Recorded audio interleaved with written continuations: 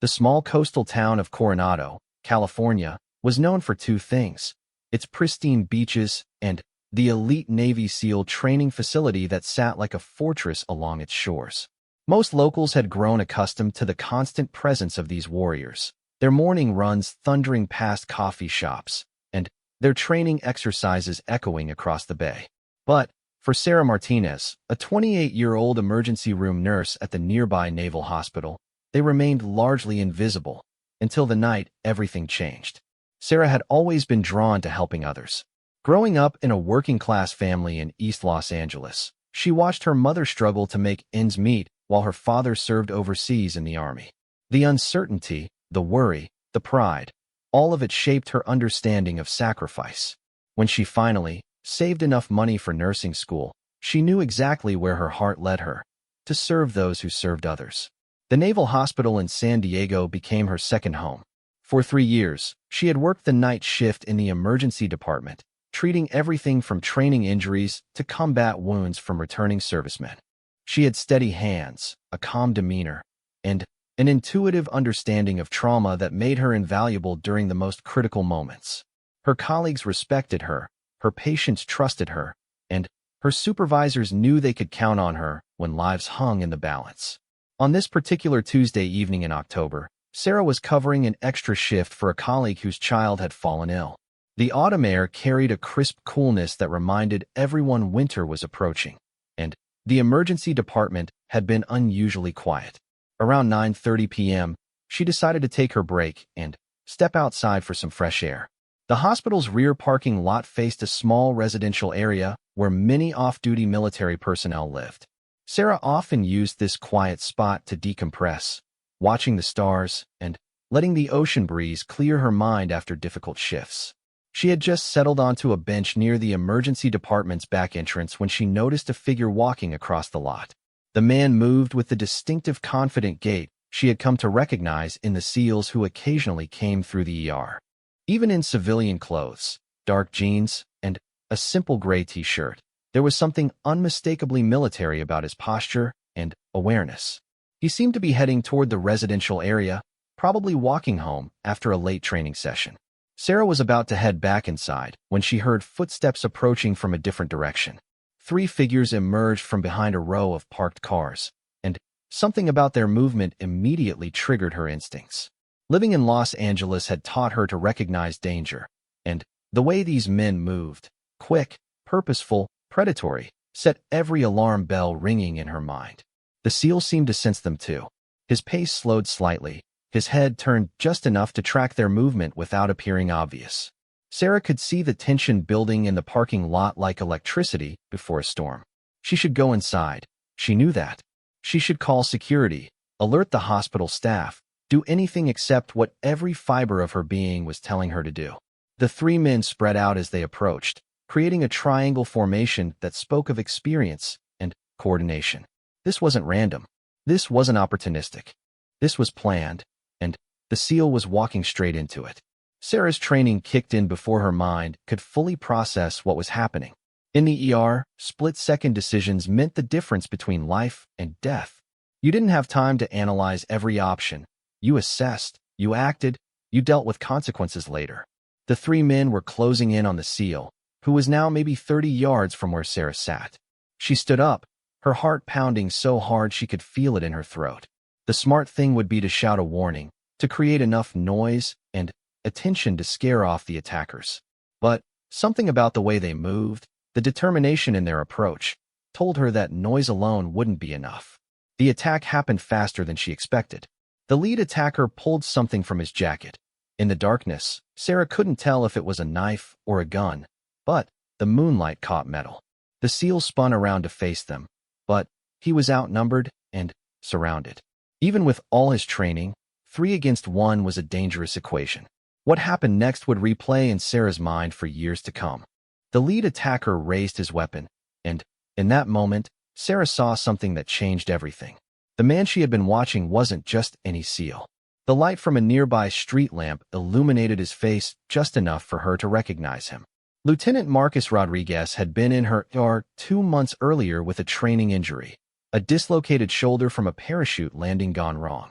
He had been stoic during treatment, polite but distant, the way most special operators were with medical staff. But Sarah remembered him because of what happened as he was being discharged. A young sailor, barely 18 and obviously new to the base, had been brought in after a motorcycle accident. The kid was scared, alone, and facing surgery with no family nearby. Without being asked, Lieutenant Rodriguez had stayed. He sat with the young sailor, talked him through his fear, and remained until the boy's parents could fly in from Ohio. It was a small act of kindness that Sarah had witnessed from the nurse's station, and it had stuck with her. Now that same man was about to die in a hospital parking lot, 30 yards from where she could save lives, but apparently too far to save his. The attacker's weapon was rising, the other two men closing in to prevent any escape. In the span of heartbeats, Sarah made the decision that would define the rest of her life. She didn't run toward them shouting warnings. She didn't call for help. She didn't hesitate. She ran straight toward the line of fire. The physics of her decision were simple. The attacker was focused on Lieutenant Rodriguez, tunnel-visioned on his target. Sarah came from his peripheral vision, a white blur in hospital scrubs moving faster than anyone expected. She reached the space between the gun and the seal just as the trigger was pulled. The impact knocked her backward into Lieutenant Rodriguez, sending them both tumbling to the asphalt. Pain exploded through her left shoulder and chest, but adrenaline kept her conscious and moving. She heard shouting, footsteps running, the sound of a struggle somewhere above her. Lieutenant Rodriguez was on his feet instantly, his training taking over. Sarah tried to focus through the pain and saw him engaging the three attackers with a precision and efficiency that was both beautiful and terrifying to witness. Even injured and caught off guard, he was dismantling the threat with calculated movements. The fight was over in less than a minute. Two attackers were unconscious. The third was fleeing across the parking lot clutching what appeared to be a broken wrist. Lieutenant Rodriguez was already on his knees beside Sarah, his hands moving with surprising gentleness to assess her wounds. "Stay still," he said, his voice calm and professional despite the blood on his knuckles. "You're going to be okay. Help is coming." Sarah realized he must have called for assistance during the fight. She could hear sirens in the distance, growing closer. She tried to speak, to tell him she was a nurse, that she understood trauma protocol, but her voice came out as barely a whisper. "I know who you are," Lieutenant Rodriguez said, as if reading her thoughts. "Sarah Martinez, RN. You treated my shoulder 2 months ago." He was applying pressure to her wound with practiced efficiency. "You also stayed late to comfort that scared kid with the motorcycle accident." "I remember." The emergency response team burst through the hospital's rear doors, led by Dr. Patricia Chun, the night shift supervisor. Sarah had worked with Dr. Chun countless times, and seeing her familiar face brought an unexpected wave of relief. "What happened here?" Dr. Chun demanded as the team surrounded Sarah with equipment and expertise. 3 men attacked me," Lieutenant Rodriguez replied tersely. "She saved my life." As the medical team worked on Sarah, stabilizing her for transport to surgery, she caught fragments of radio chatter. The fleeing attacker had been apprehended 6 blocks away. The 2 unconscious men were being secured by military police who had arrived with the medical team. This had been a coordinated attempt, not random violence, but something much more serious. Lieutenant Rodriguez stayed beside the gurney as they wheeled Sarah toward the emergency department. "Why?" he asked quietly, his voice thick with something that might have been guilt or gratitude or both. Sarah managed to focus on his face, seeing past the warrior exterior to something more vulnerable underneath. "Because," she whispered, "that's what we do for each other." The last thing she remembered before the anesthesia took hold was Lieutenant Rodriguez standing in the hallway, still covered in blood, some his, some hers, speaking quietly but intensely into his phone.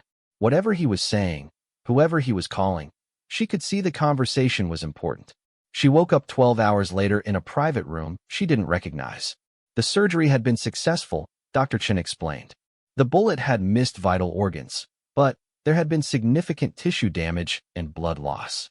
Recovery would take time, but she would heal completely. It was only when Sarah asked about returning to work that she began to understand how dramatically her life had changed. Dr. Chen's expression grew serious, and she sat down in the visitor's chair beside the bed. "Sarah, she said gently. Before we talk about work, there are some things you need to know. The men who attacked Lieutenant Rodriguez weren't random criminals. They were foreign operatives targeting American Special Forces personnel. This was an assassination attempt, and you prevented it. The implications took time to sink in. Sarah had stumbled into something much larger than a parking lot mugging. She had interfered with what appeared to be an organized effort to eliminate American special operators. What does that mean for me? Sarah asked, though she suspected she already knew. Dr. Chen's pause was answer enough. It means, she said carefully, that your safety is now a concern. Naval Criminal Investigative Service wants to speak with you, and there may be security protocols that need to be implemented. Over the next several hours, Sarah met with NCIS agents who explained the situation in terms that were both reassuring and terrifying. The three attackers were part of a larger network that had been targeting American military personnel for months. By preventing the assassination of Lieutenant Rodriguez, she had likely saved not just his life, but potentially dozens of others, his fellow team members, future operation participants, and innocent civilians who might have been caught in retaliatory strikes. She was a hero, they told her. She was also now a target. The protection detail would begin immediately, they explained. Her apartment was being secured, her work schedule would be modified, and her movements would need to be coordinated with security personnel until the broader threat could be neutralized. Sarah listened to all of this with growing surrealism. 24 hours earlier, she had been a night shift nurse whose biggest concern was whether to pick up extra overtime. Now she was apparently important enough to warrant federal protection and international attention. I just want to understand, she said finally, to the lead NCIS agent. Why was Lieutenant Rodriguez targeted specifically? Agent Morrison exchanged glances with his partner before answering. Lieutenant Rodriguez leads one of our most elite SEAL teams. His unit has been involved in several high-profile operations over the past 2 years, and they're scheduled for deployment to a particularly sensitive mission in 3 weeks. Eliminating him would have compromised not just his team, but potentially broader strategic operations. The weight of what she had prevented was beginning to settle on Sarah's shoulders. This hadn't been about saving one man's life. It had been about protecting national security, military operations, and countless lives she would never know about. That evening, as Sarah lay in her hospital bed trying to process everything that had happened, she heard voices in the hallway outside her room. One of them was familiar, Lieutenant Rodriguez's voice, though she had only heard him speak a few times. The conversation was muted, but she caught fragments. Understand the risk. Never asked for this. Our responsibility now. When the voices faded, Sarah found herself staring at the ceiling, wondering what tomorrow would bring. She had always known that her work at the Naval Hospital put her in contact with extraordinary people doing extraordinary things. But she had never imagined that one split-second decision would make her a part of that world. Outside her window, she could see the lights of Coronado twinkling in the distance. Somewhere out there, Lieutenant Rodriguez was probably briefing his team, preparing for whatever came next. Somewhere else, federal agents were working to neutralize the threat that had brought violence to a hospital parking lot. And, in this room, Sarah Martinez, emergency room nurse, daughter of a soldier, woman who had never fired a gun or thrown a punch in her life, was trying to understand how stepping in front of a bullet had changed everything. The answer, she was beginning to realize, would come soon enough. The morning sun was barely visible through the blinds of Sarah's hospital room when she woke to the sound of hushed voices outside her door. Her shoulder throbbed with a deep, persistent ache that reminded her immediately that the previous night hadn't been a dream. She had really stepped in front of a bullet. She had really saved Lieutenant Rodriguez's life. And now, apparently, her own life had become something entirely different. The voices grew clearer as consciousness fully returned. One belonged to Dr. Chun, whose familiar tone carried the authority Sarah had come to respect during their 3 years of working together. The other voice was unfamiliar, crisp, professional, with the kind of measured cadence that suggested law enforcement or military background. Exceptional circumstances, Dr. Chun was saying. She's been an exemplary employee for 3 years. No disciplinary issues, excellent patient reviews, always willing to take extra shifts. This isn't someone who goes looking for trouble. That may be, the unknown voice replied. But trouble found her anyway. And now we need to determine whether that was coincidence or something else entirely. The door opened, and Dr. Chen entered, followed by a woman in a dark blue pantsuit. The newcomer was perhaps 40, with short auburn hair and the kind of alert expression that missed nothing. She carried herself with the confident bearing of someone accustomed to asking difficult questions and getting answers. "Sarah," Dr. Chun said gently, "this is Agent Rebecca Morrison from NCIS. She'd like to ask you some questions about last night." Agent Morrison approached the bed with a slight smile that managed to be both professional and reassuring. "Ms. Martinez, how are you feeling this morning?" "Like I've been shot," Sarah replied, then immediately regretted the flippancy. "Sorry, it's been a strange 12 hours. "I imagine it has." Agent Morrison pulled out a digital recorder and set it on the bedside table. "With your permission, I'd like to record our conversation. Everything you tell me will be kept confidential within the scope of our investigation."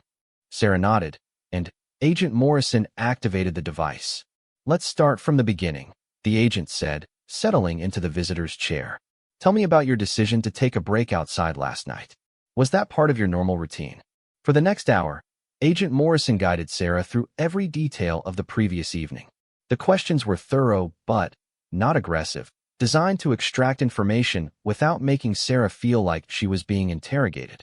Why had she chosen that particular spot for her break? Had she noticed anything unusual about the parking lot in recent days? What specifically had caught her attention about the three attackers? "You mentioned that you recognized Lieutenant Rodriguez from his previous treatment at the hospital," Agent Morrison said. "Can you describe that interaction?"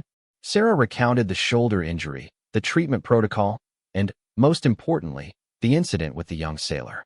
Agent Morrison took notes, but showed no visible reaction to any of the details. "And your decision to intervene directly, running into the line of fire rather than calling for help or creating a distraction. Can you walk me through your thought process?" This was the question Sarah had been asking herself since waking up. The rational part of her mind couldn't fully explain what she had done.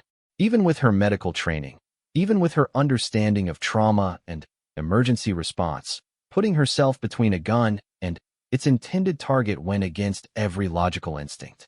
"I don't think there was much thought process," she admitted. "I saw someone who had shown kindness to a scared kid, and he was about to be killed. I couldn't live with watching that happen when I might be able to prevent it." Agent Morrison made another note, then leaned forward slightly. "Ms. Martinez, I need to ask you some questions that might seem unrelated to last night's incident. Have you had any contact with foreign nationals in recent months? Any unusual phone calls, emails, or social media interactions?" The implication hit Sarah like a physical blow. "You think I might have been involved somehow? That this was planned?" "We have to investigate all possibilities," Agent Morrison said evenly.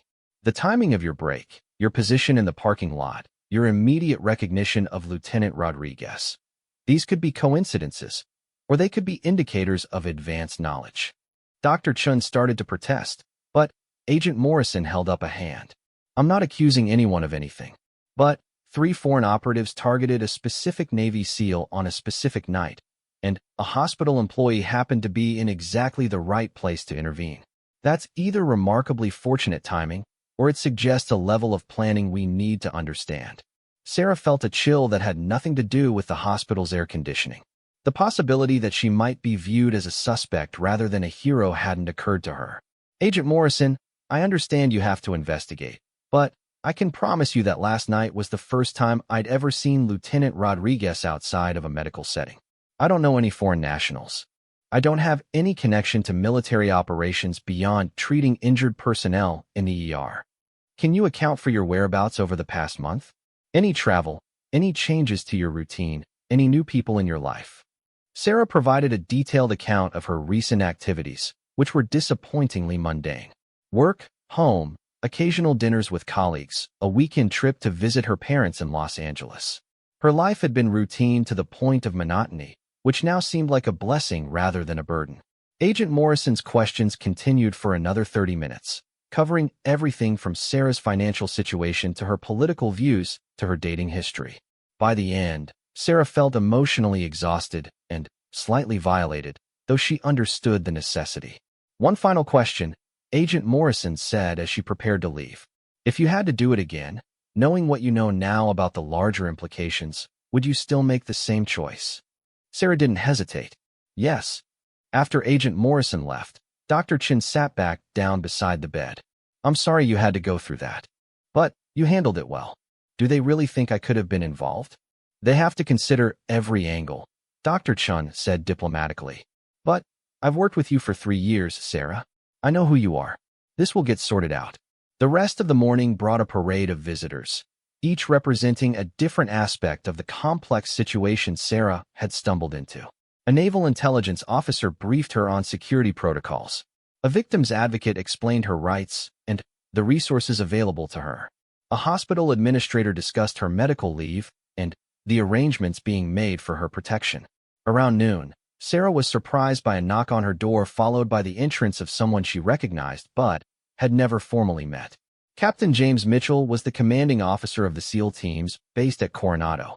She had seen him occasionally in the hospital corridors, usually accompanying seriously injured operators, and his reputation preceded him as both a warrior and a leader.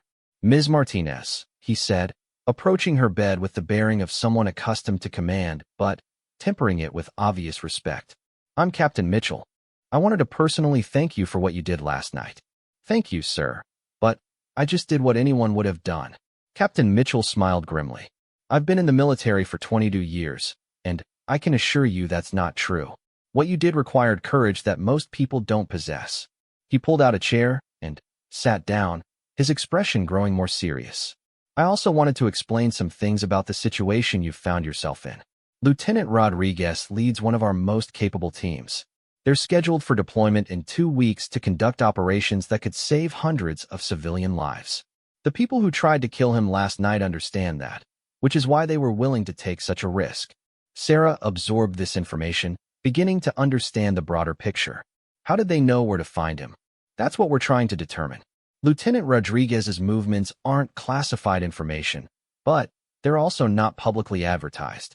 Someone with access to operational schedules and personnel information fed intelligence to these operatives. The implications were chilling. There was a security breach somewhere in the military hierarchy, and foreign agents had been operating in American territory with enough sophistication to plan targeted assassinations. What does this mean for me? Sarah asked. Captain Mitchell's expression grew apologetic. It means that until we neutralize this threat completely, you're going to need protection. The people behind this operation won't be happy that their mission failed, and they may view you as a threat to their larger objectives. He explained that a security detail would be assigned to her around the clock. Her apartment would be monitored, her movements would need to be coordinated with protective personnel, and her return to work would depend on threat assessments that were updated daily. I want you to understand, Captain Mitchell continued, that none of this is permanent. We have some of the best investigators in the world working on this case. But until we can guarantee your safety, these measures are necessary. After Captain Mitchell left, Sarah found herself alone for the first time since waking up. The magnitude of how drastically her life had changed was beginning to sink in. 24 hours ago, she had been an independent woman with a stable job and a quiet life. Now she was apparently important enough to warrant federal protection and military security briefings. Her phone, which had been charging on the bedside table, buzzed with notifications. Word had somehow leaked about the incident, and her voicemail was full of messages from friends, family, and local news reporters. Dr. Chun had warned her that media attention was inevitable, but seeing it manifest felt surreal. She scrolled through the messages, noting that several were from colleagues expressing concern and support. One message, however, stood out.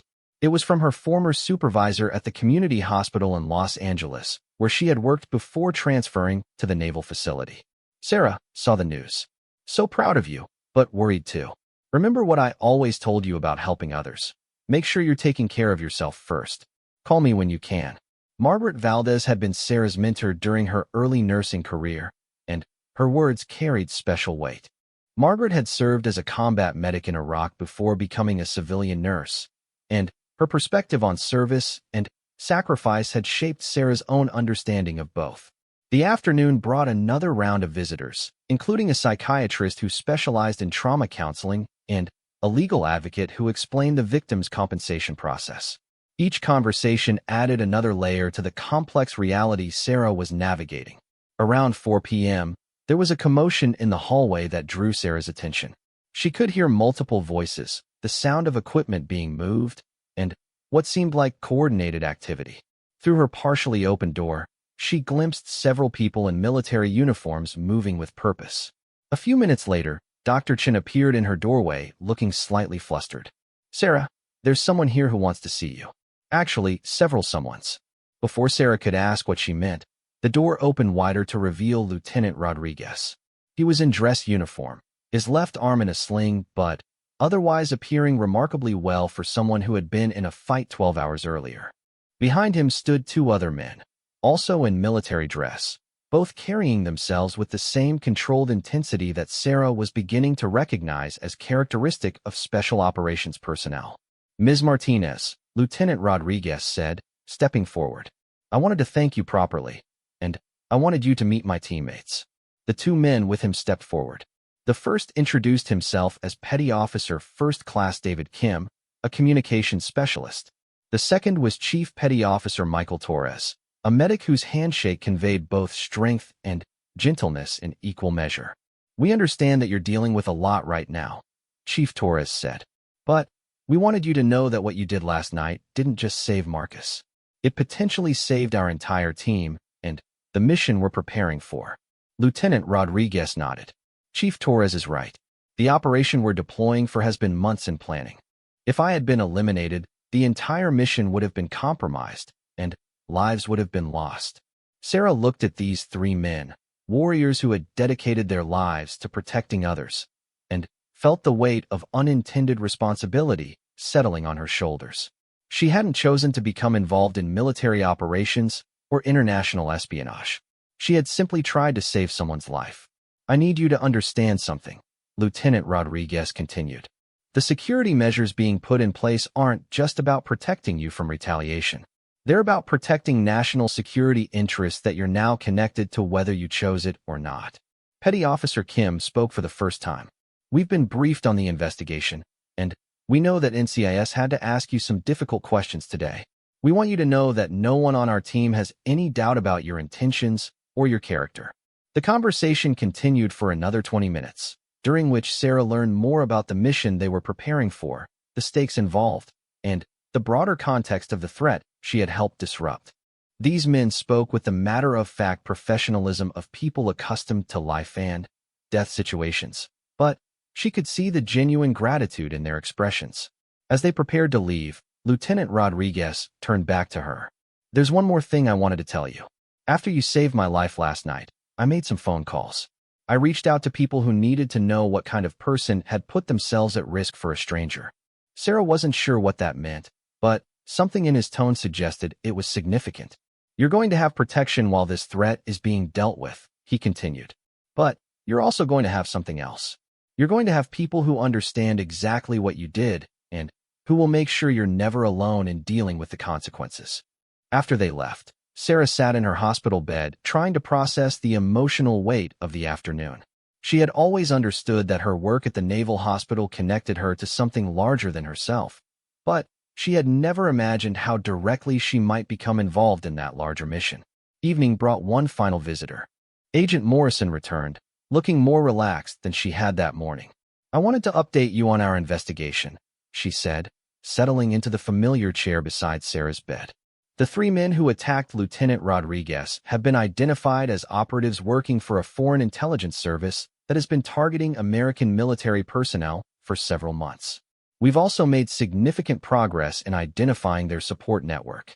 This was encouraging news, but Agent Morrison's expression suggested there was more to the story.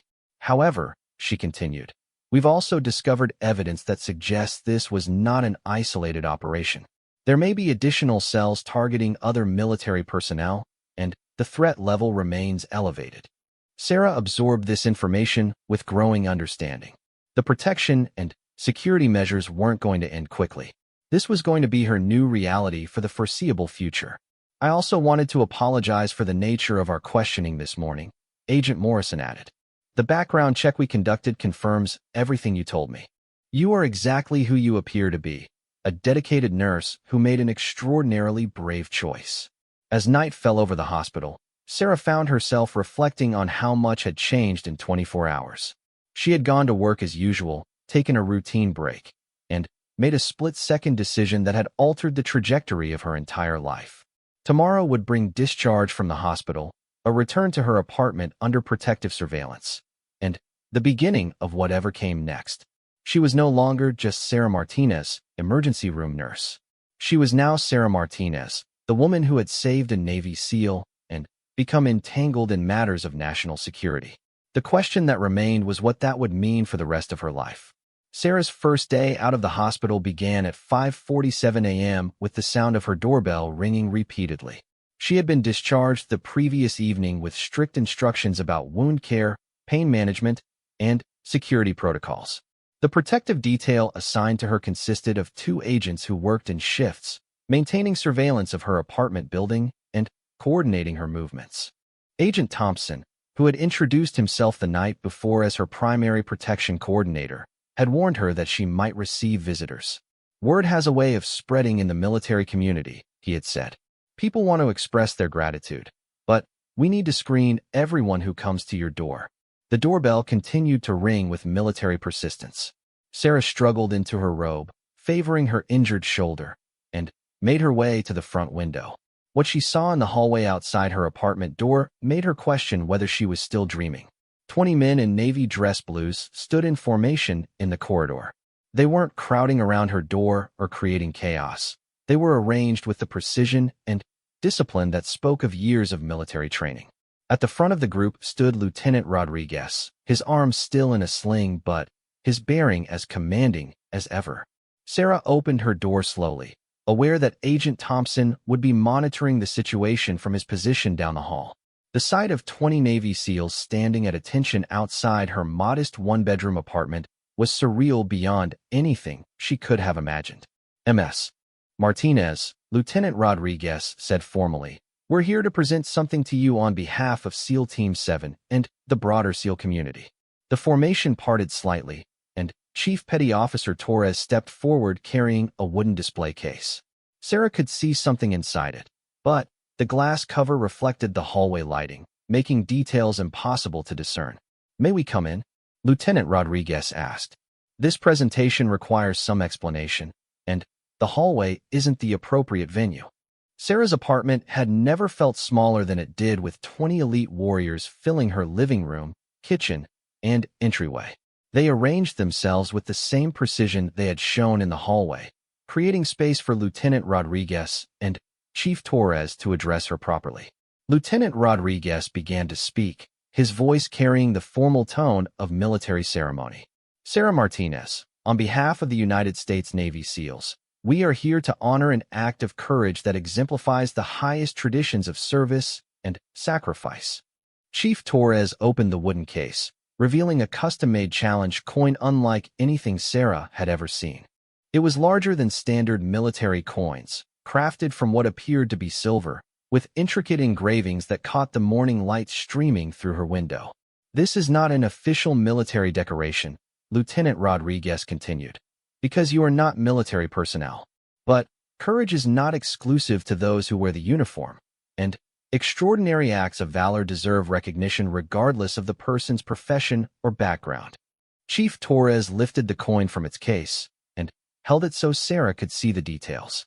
One side showed the Navy SEAL trident surrounded by the words "Courage Under Fire." The other side contained an engraving that made Sarah's breath catch. "Sarah Martinez, October 15th, 2025, she stood between." This coin was commissioned and paid for by members of SEAL Team 7 and other SEAL units who heard about what you did, Lieutenant Rodriguez explained. "It represents something more than gratitude. It represents acceptance into a brotherhood that transcends military rank, service branch, or civilian status."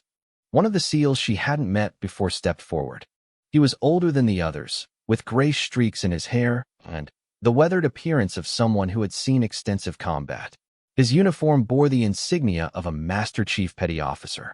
"Ms. Martinez, I'm Master Chief Ramirez. I've been a SEAL for 18 years, and I've served with some of the most courageous individuals this country has ever produced. What you did 3 nights ago ranks among the most selfless acts I've ever witnessed." He paused, his expression growing more personal. I also wanted you to know that Lieutenant Rodriguez's team completed their mission briefing yesterday. They deploy in 10 days to conduct an operation that will rescue 17 American hostages being held by a terrorist organization. That operation is possible because their team leader is alive and able to lead it. The weight of what Master Chief Ramirez was telling her settled slowly. 17 people would live because she had made a split-second decision to run toward danger instead of away from it. The calculation was simple but profound.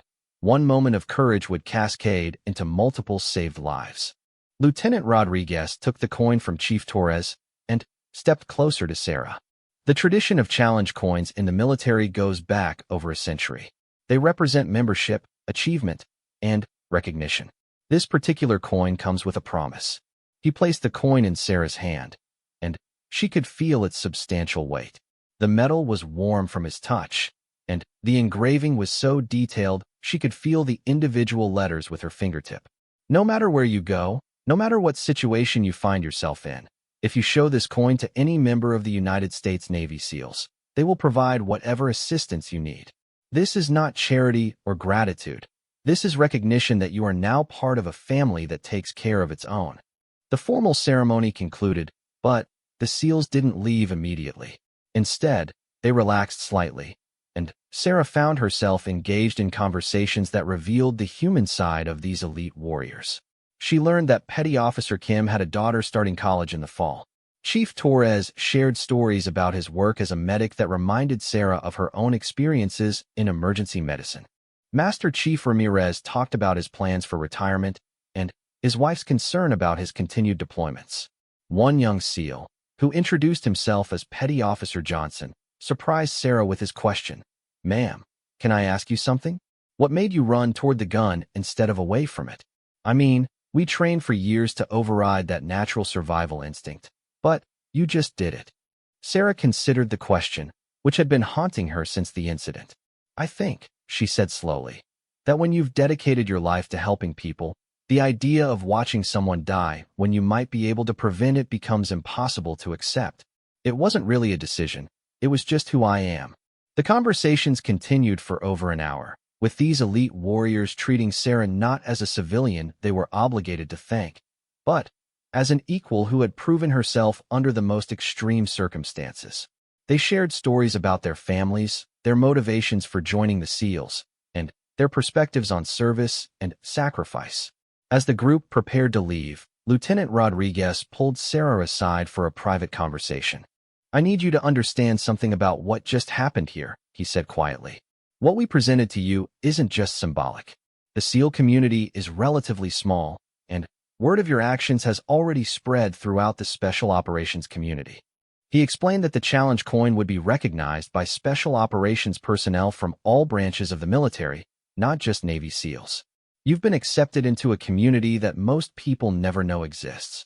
It comes with responsibilities, but also with support that will be available to you for the rest of your life. After the SEALs left, Sarah sat in her living room holding the challenge coin and trying to process what had just occurred. Agent Thompson appeared at her door a few minutes later, having monitored the entire interaction from the hallway. "That was quite a presentation," he said, settling into her armchair. "I've been providing security for military personnel for 8 years, and I've never seen anything like that." Sarah turned the coin over in her hands, studying the intricate details. "Agent Thompson, what does this mean for the investigation? For my safety?" His expression grew more serious. "The investigation is progressing, but slowly. We've identified the support network that was providing intelligence to the assassination team, but we haven't neutralized all the threats. The good news is that foreign intelligence services are now aware that their operation failed and that American authorities are actively pursuing them. That typically causes them to withdraw and reassess." He explained that the security measures would continue for at least another 2 weeks, but with gradually decreasing intensity as the threat level was reassessed. "However," he added, "your profile within certain communities has changed permanently. The Special Operations community doesn't forget its friends or its enemies." The rest of the morning was quieter, giving Sarah time to rest and reflect. Around noon, she received a phone call from Dr. Chen asking about her plans for returning to work. The hospital administration was eager to have her back, but they also wanted to ensure her safety and the safety of other staff members. Sarah, I know this has been an overwhelming few days, Dr. Chen said. We want you to take whatever time you need to heal and adjust to your new circumstances. Your position will be waiting for you whenever you're ready. The conversation reminded Sarah that she would need to rebuild her normal routine while accommodating the reality of ongoing security concerns. The independence she had taken for granted was now complicated by the need for protective oversight and threat assessment. That afternoon brought an unexpected visitor. Margaret Valdez, her former supervisor and mentor from Los Angeles, appeared at her door carrying flowers and wearing the expression of concern that Sarah remembered from their years working together. I drove down as soon as I could get time off, Margaret said, embracing Sarah carefully to avoid aggravating her injury.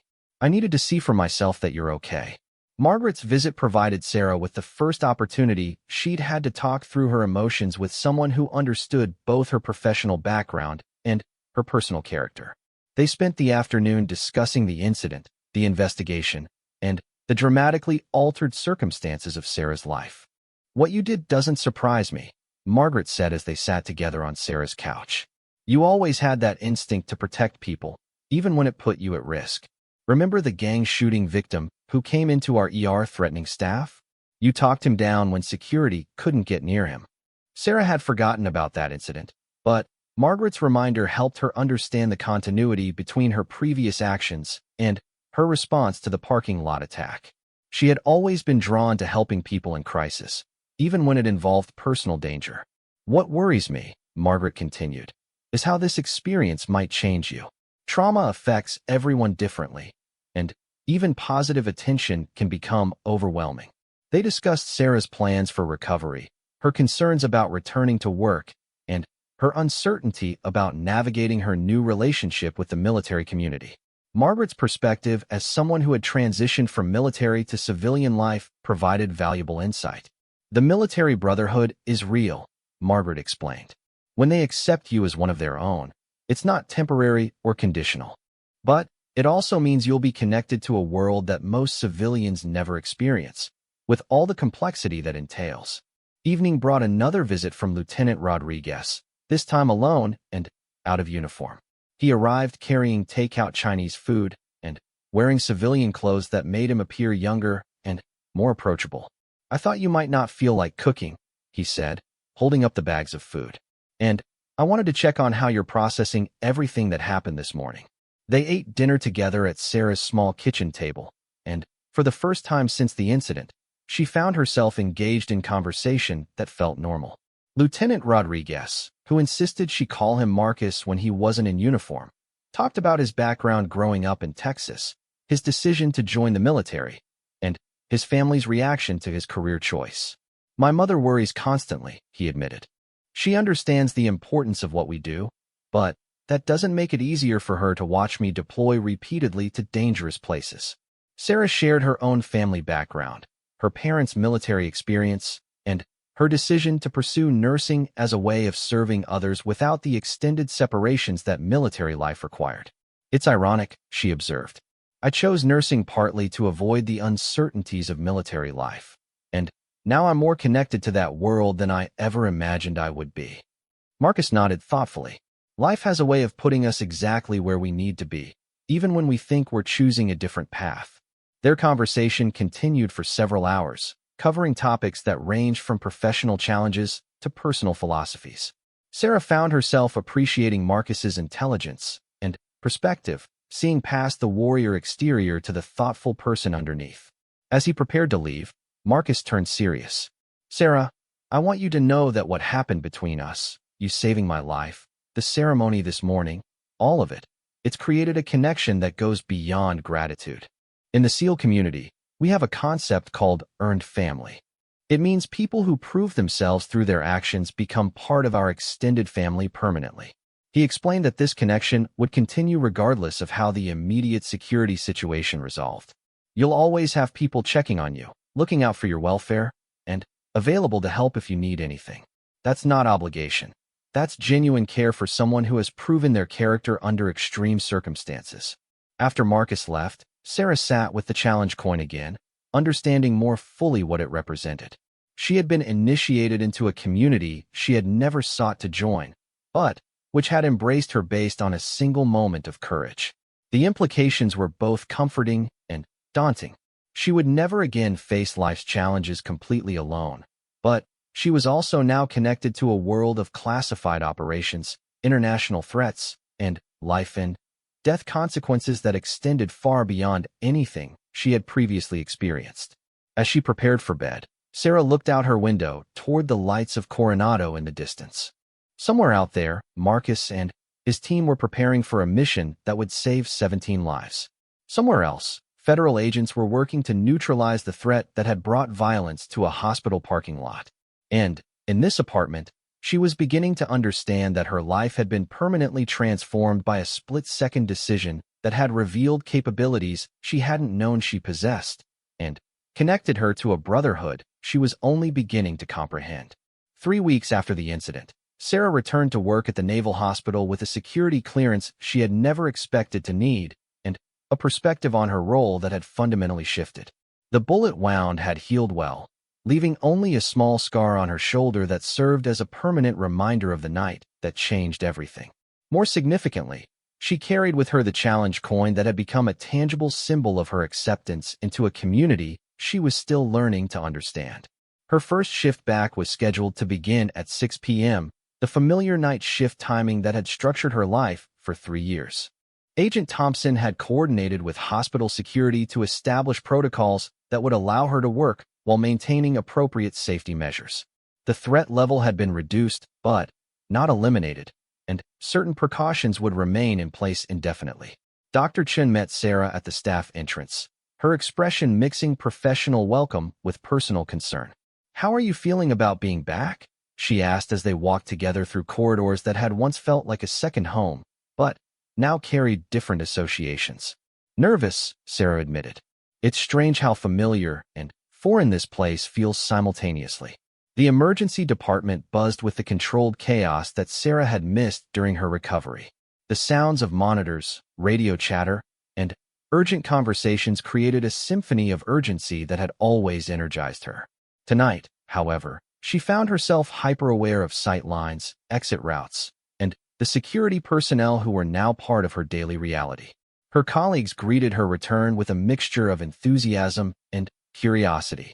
Word of the incident had spread throughout the hospital, though official details remained classified. Most of her co-workers knew only that she had been involved in preventing an attack on a serviceman and had been injured in the process. "Sarah, welcome back," called Tom Rodriguez, a senior nurse who had become a close friend over their years working together. "We missed having you here, though I understand you've had quite an adventure." The evening shift began with routine cases that allowed Sarah to ease back into the rhythm of emergency medicine.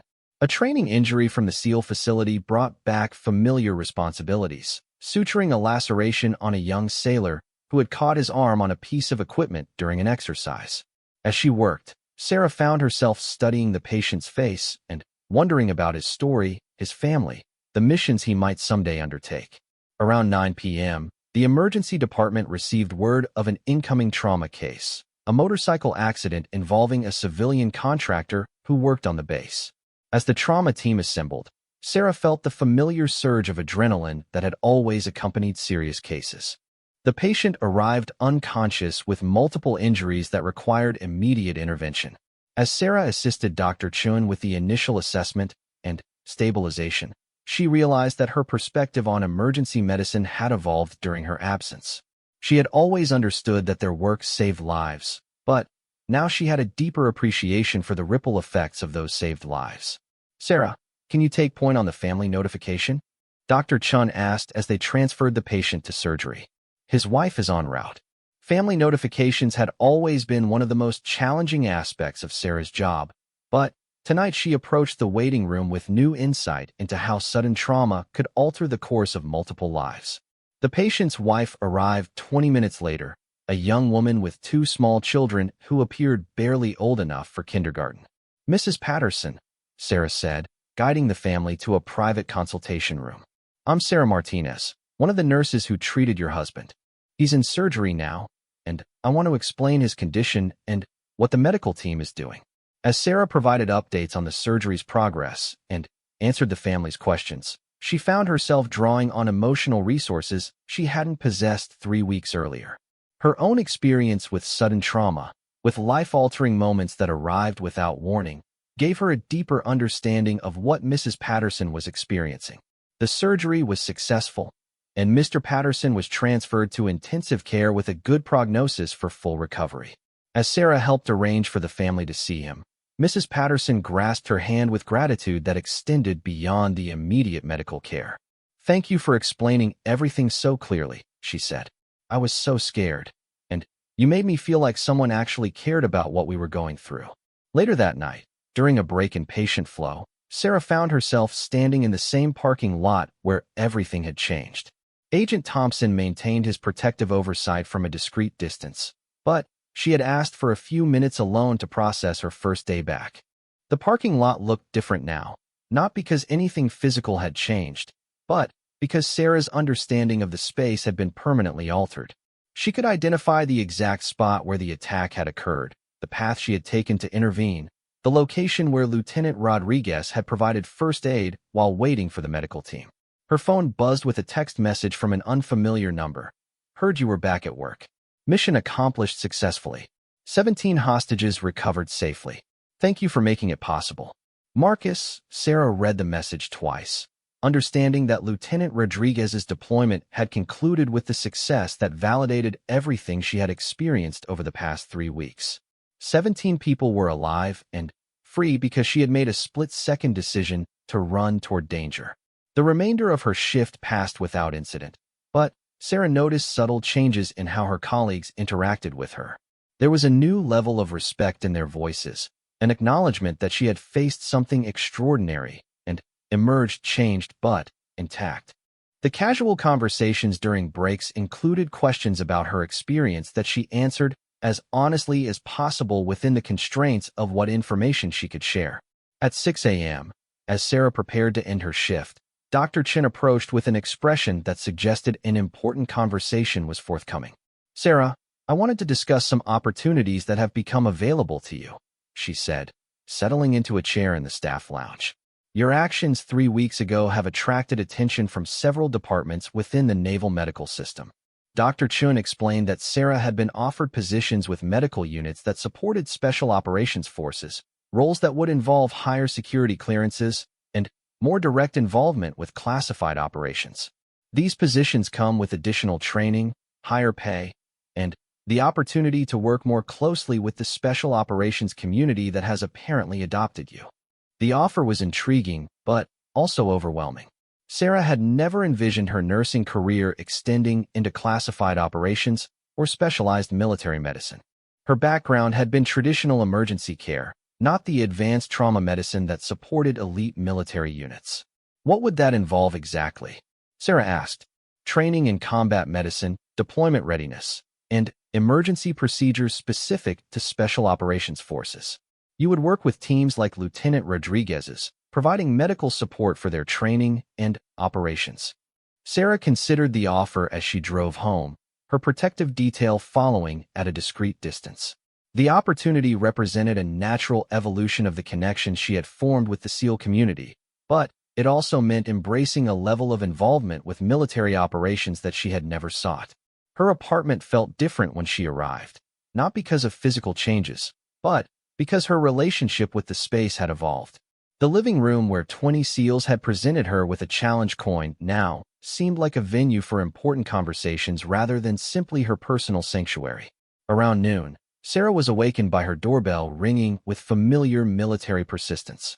She opened the door to find Marcus standing in civilian clothes, holding coffee cups, and wearing an expression that mixed professional purpose with personal warmth. "I hope I'm not waking you up," he said, offering her one of the coffee cups.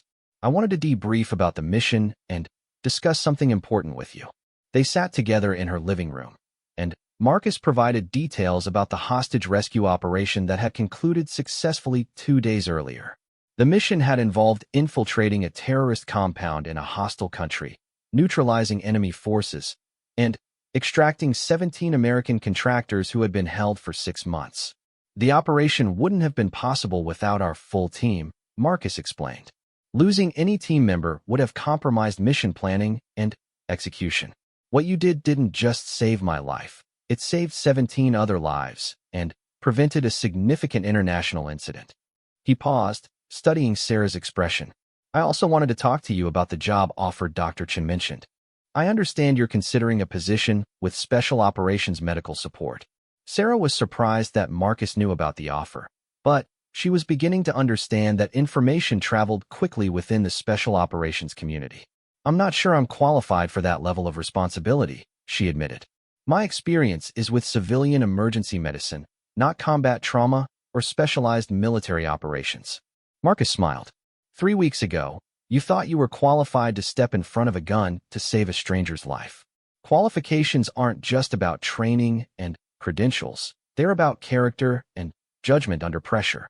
He explained that the Special Operations medical community was always seeking personnel who combined technical competence with the courage and decision-making ability that Sarah had demonstrated. The training is intensive, but it builds on skills you already possess. More importantly, it allows you to be directly involved in saving lives rather than just treating the consequences of dangerous operations. Their conversation was interrupted by Sarah's phone ringing. The caller ID showed Margaret Valdez, her mentor from Los Angeles. Sarah, I hope I'm not interrupting anything important, Margaret said. I wanted to follow up on our conversation last week and see how you're adjusting to being back at work. After explaining that she was speaking with Lieutenant Rodriguez, Sarah put the phone on speaker so Margaret could join the conversation. Margaret's experience transitioning from military to civilian medicine provided valuable perspective on the career decision Sarah was facing. The opportunity sounds incredible, Margaret said after hearing about the job offer.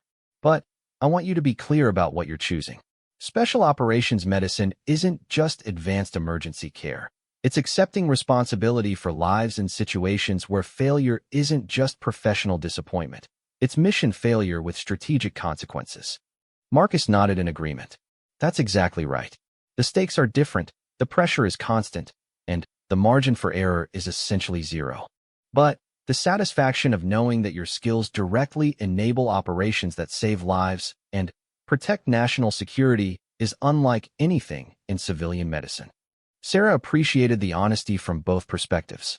This wasn't simply a career advancement. It was a fundamental change in the type of responsibility she would carry and the environment in which she would work. Can I ask you something, Marcus? Sarah said. What made you want me to consider this position? There must be plenty of qualified medical personnel who would be interested. Marcus's expression grew serious. Because 3 weeks ago, you proved that you possess the most important qualification for this work. The willingness to risk everything to protect others. Technical skills can be taught, but courage and judgment under extreme pressure are inherent qualities that can't be trained. The conversation continued for another hour, covering practical aspects of the training program, deployment schedules, and the lifestyle changes that would accompany acceptance of the position. Marcus and Margaret both emphasized that this was a decision only Sarah could make, based on her personal goals and her comfort level with the responsibilities involved. After Marcus left, Sarah spent the afternoon reflecting on the choice she faced. 3 weeks earlier, her biggest career decision had been whether to pick up extra shifts to increase her income. Now she was being offered the opportunity to become directly involved in special operations that could affect national security and international relations. That evening, Sarah called her parents in Los Angeles to discuss the opportunity.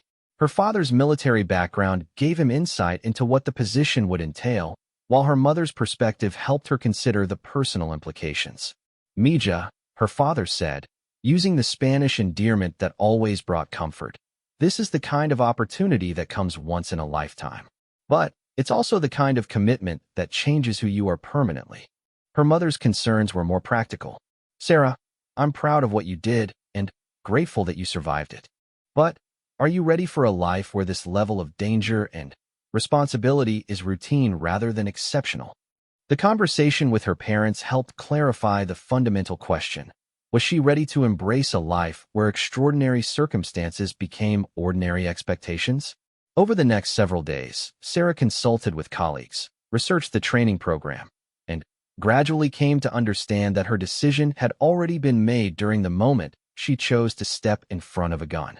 The person who was capable of that choice was also capable of embracing the responsibilities that special operations medicine would entail. On Friday evening, exactly 1 month after the incident that had changed her life, Sarah called Marcus to inform him of her decision. "I want to accept the position," she said. "When does the training begin?" "Monday," Marcus replied, and she could hear the smile in his voice. Welcome to a world where saving lives is just the beginning of the mission. As Sarah prepared for bed that night, she looked at the challenge coin that sat on her nightstand, its engraved words catching the light. She stood between. In 1 month, those words would expand to encompass not just a single moment of courage, but a career dedicated to standing between special operations personnel and the medical consequences of their dangerous work. She had stepped in front of a bullet to save one life, and discovered a calling that would enable her to save many more. The transformation was complete. Sarah Martinez was no longer just an emergency room nurse who had acted courageously in a crisis. She was now a member of the special operations community, with all the responsibilities, challenges, and rewards that membership entailed. The woman who had once chosen nursing to avoid the uncertainties of military life had found her way to the most elite level of military medicine, where every day would bring the kind of life and death decisions she had faced in a hospital parking lot one October night. Her new life would begin on Monday, but the person capable of living it had been revealed 3 weeks earlier in a moment of pure courage that changed everything.